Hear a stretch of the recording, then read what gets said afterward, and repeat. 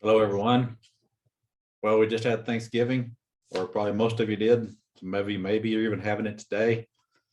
Hope you had a good time with your families and had some really good food.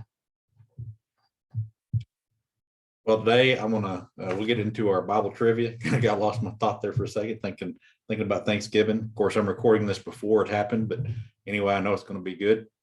Well, let me ask you a question. How do you get a baby alien to sleep? You rock it. Rock it. I love that little joke. All right, let's get to our Bible trivia. 10 questions worth a point apiece, 2 bonus questions worth 3 points apiece, which are optional. Let's get into it. Number 1, who made a golden calf as an idol for the Israelites? Was it Moses, Miriam, or Aaron? Exodus 32 tells us, of course, it was Aaron. Who made a gold statue of himself to be worshipped that was 90 feet tall? Was it Nebuchadnezzar, Saul, or Nimrod? Daniel 3, verse number 1 tells us that it was Nebuchadnezzar. What a Nimrod he was. I've always used that term. All right, number 3. Who presented gifts of gold to baby Jesus? Was it Herod, shepherds, or the Magi? Matthew 2, verse 11 tells us the answer is the Magi. Boy, these are pretty easy questions so far. Number 4, after Joseph interpreted, whole different word, interpreted his dream, what did Pharaoh give to Joseph? A gold coins, gold necklace, or horses and a gold chariot? Genesis 41, verse 42 tells us he gave him a gold necklace. Number 5, what did the Philistines put inside the Ark of the Covenant when they returned it to the Israelites? 5 gold mice, 2 gold frogs, or 7 gold beetles? 1 Samuel chapter 6 tells us that they put in 5 gold mice. Bonus question. What did the number represent? What did that number represent? 1 Samuel 6, verse 4, and Joshua 13, verse number 3 tells us that it represented the 5 lords of the Philistines. Oh, hope you did well on that one. All right. Number 1, which of David's sons rebelled against him and sought to take over the throne? Was it Absalom, Adenija, or Solomon? 2 Samuel 15, verse 14 tells us that, of course, it was Absalom.